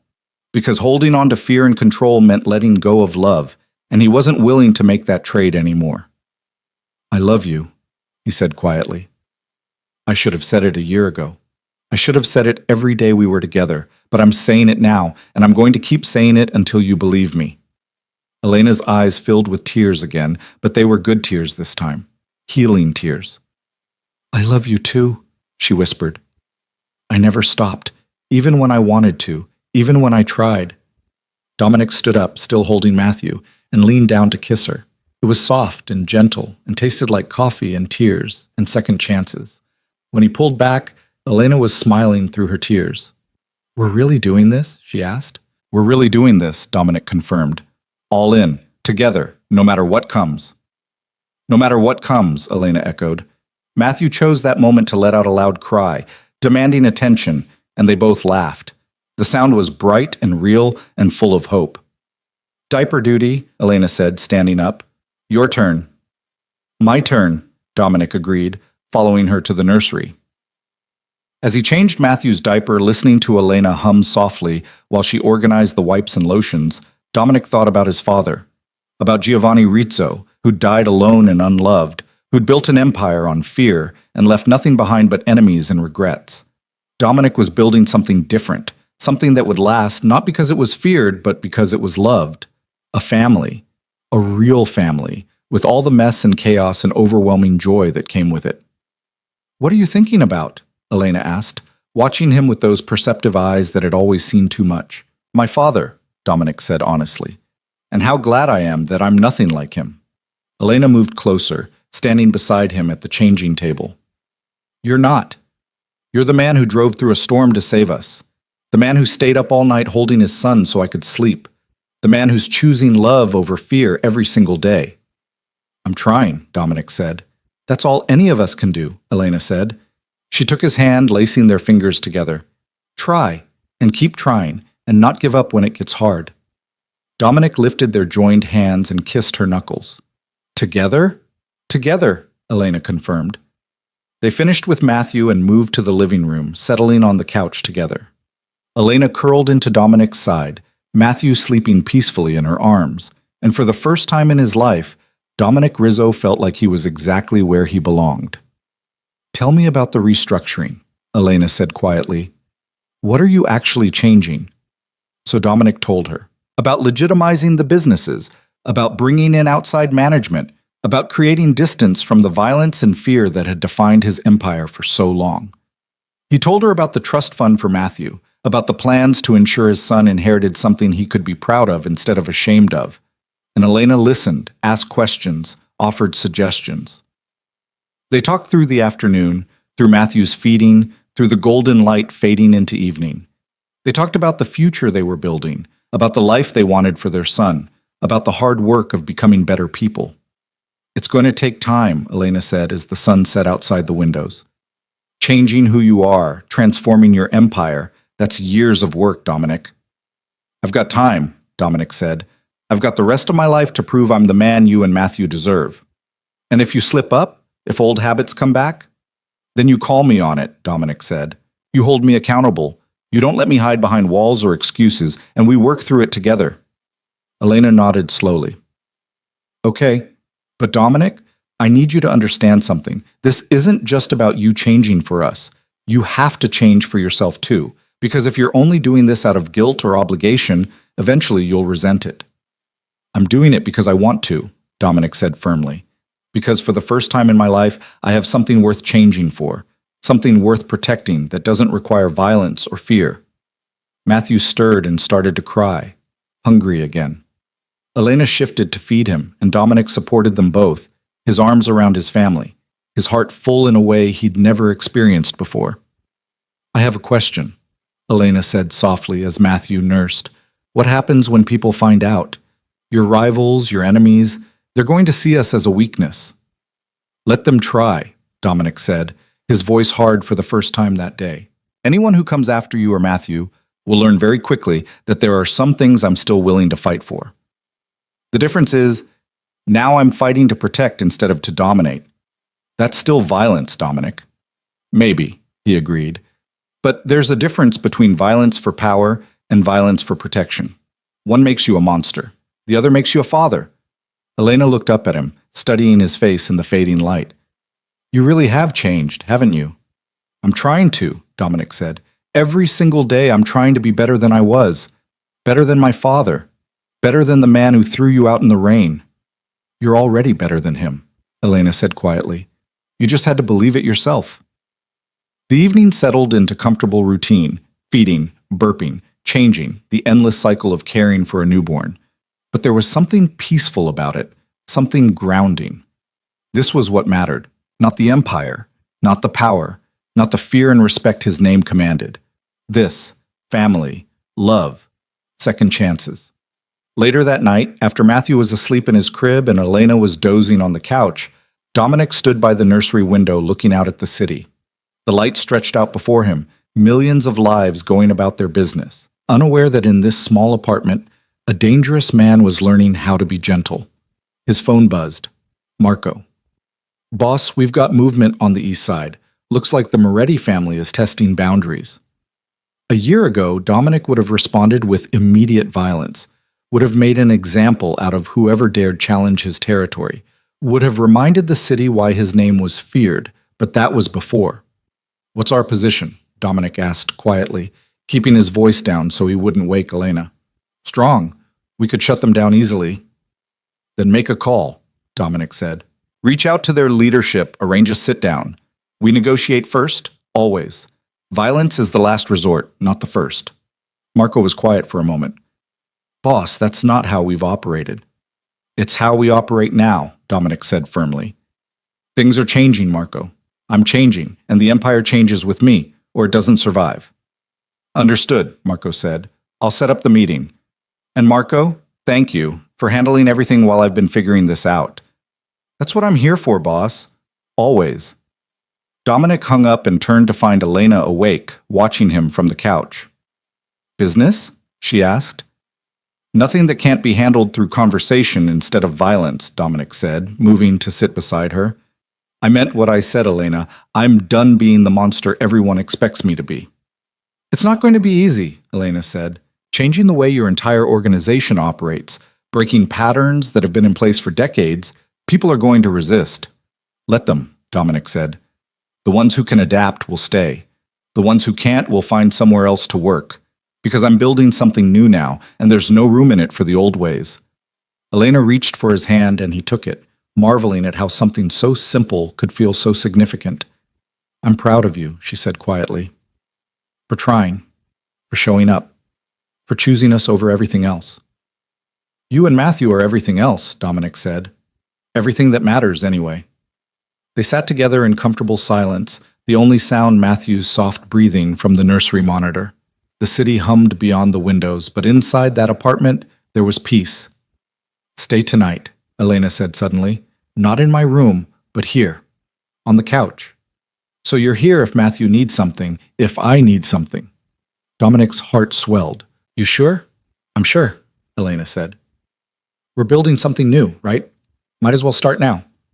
So Dominic stayed. He helped with the midnight feeding and the 3 a.m. diaper change. He rocked Matthew back to sleep when the baby was fussy. He brought Elena water and made sure she took her pain medication on schedule.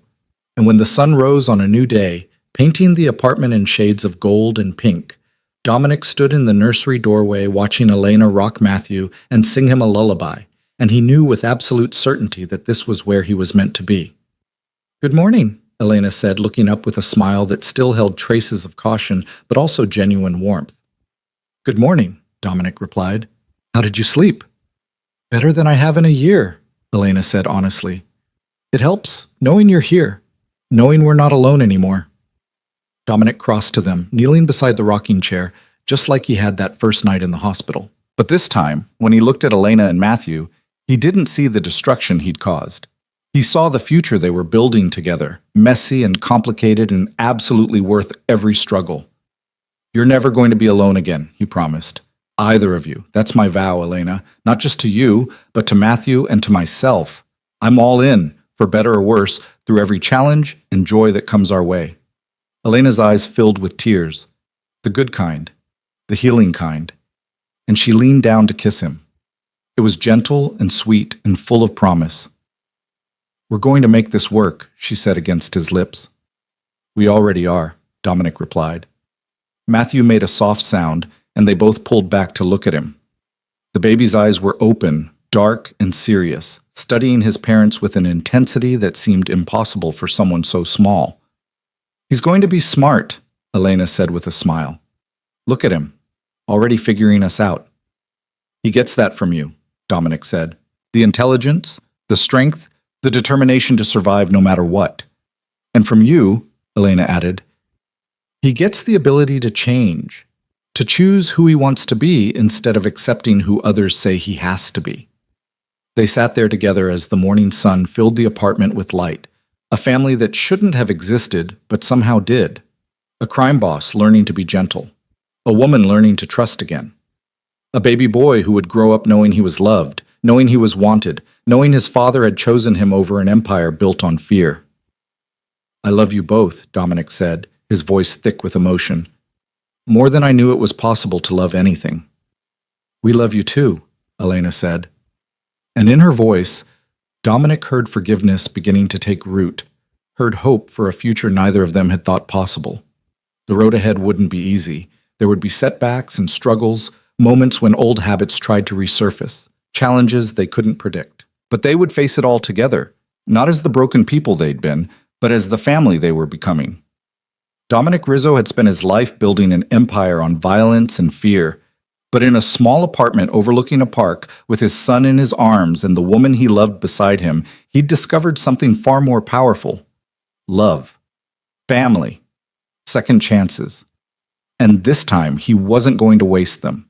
This was his redemption, his transformation, his chance to prove that even the darkest soul could choose the light, not because it was easy, but because it was right. Because Matthew deserved a father who showed up, and Elena deserved a partner who kept his promises, and Dominic himself deserved to be more than his father's legacy. As the sun climbed higher in the sky and the city came fully awake, Dominic looked at his family and silently made one final promise. He would spend the rest of his life earning their love, proving his change was real, and building a future where Matthew could grow up safe, loved, and free from the violence that had defined generations of Rizzo men before him. This was his purpose now. Not power, not fear, not control, just love. Pure, unconditional, transformative love. And finally, after years of living in darkness, Dominic Rizzo understood what it meant to come home.